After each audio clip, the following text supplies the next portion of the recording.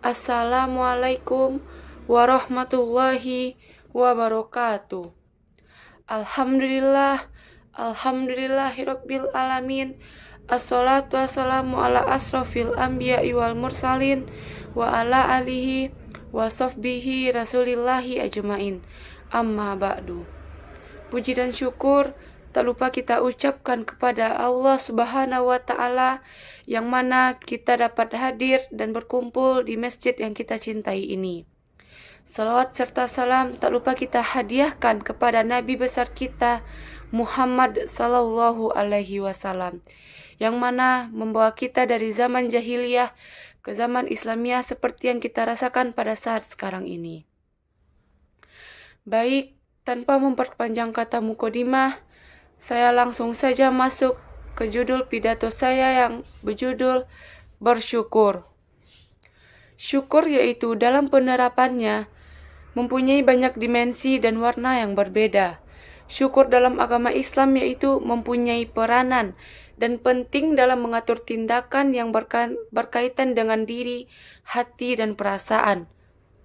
Kalau kita mau melihat fenomena kekacauan yang terjadi pada akhir zaman ini, kita akan mendapati bahwa salah satunya akar dari masalah kekacauan adalah kurangnya rasa syukur yang dimiliki oleh manusia dari nikmat zat yang kita rasakan pada sekarang ini.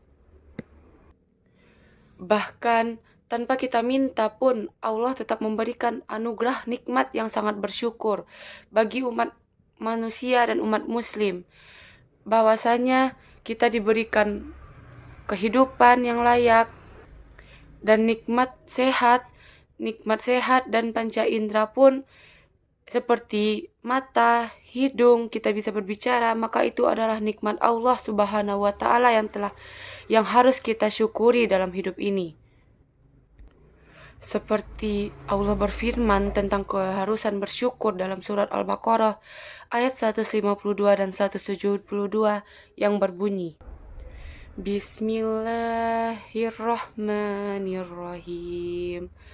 Fazkuruni azkurkum wazkuru li wala takfurun, yang artinya, maka ingatlah kepadaku, aku pun akan ingat kepadamu.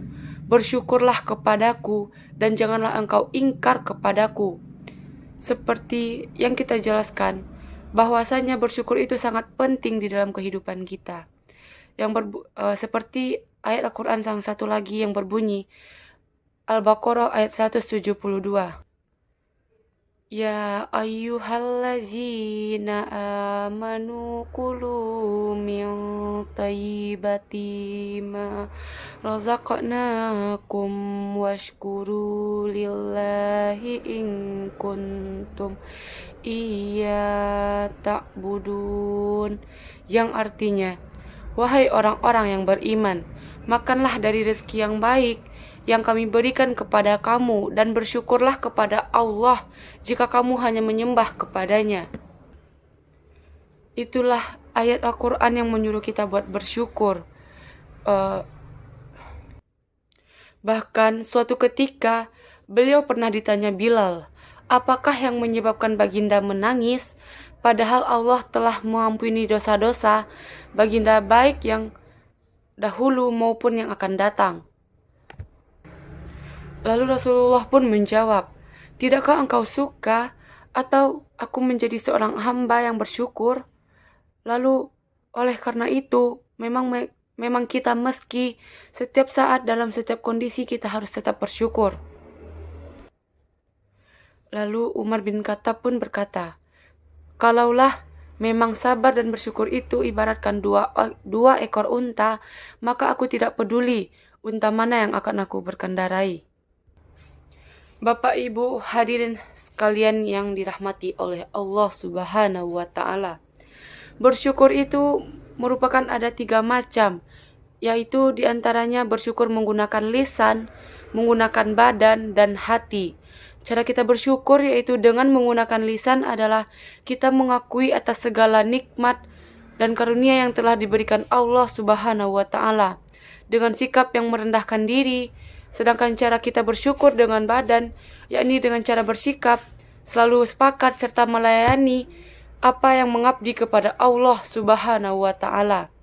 Dan cara kita bersyukur dengan hati, yaitu dengan melapangkan diri, mengasingkan diri di hadapan Allah Subhanahu wa Ta'ala dengan cara konsisten, tetap menjaga keagungan Allah Subhanahu wa Ta'ala, dan kita tetap bersyukur atas nikmat Allah yang telah diberikan kepada kita, seperti yang kita rasakan pada saat sekarang ini.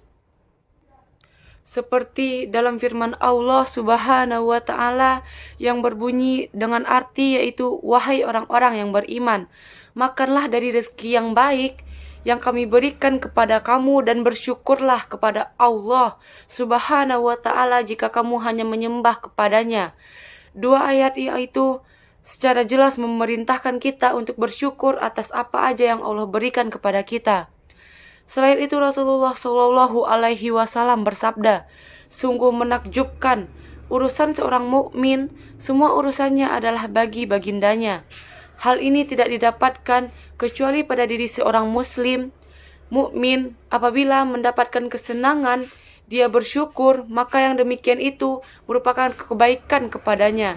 Sebaiknya, apabila tertimpa kesusahan, dia pun bersabar, maka yang demikian itu merupakan kebaikan pula kepadanya.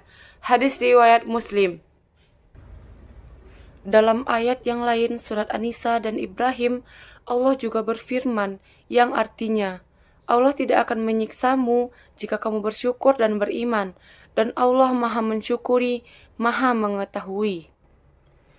Dan dalam ayat yang lain, pada surat Ibrahim yang bunyinya seperti ini, dan ingatlah ketika Tuhanmu memaklumkan, sesungguhnya jika kamu bersyukur, niscaya aku akan menambah nikmat kepadamu, tetapi jika kamu mengingkari nikmatku, maka pasti azabku sangat berat.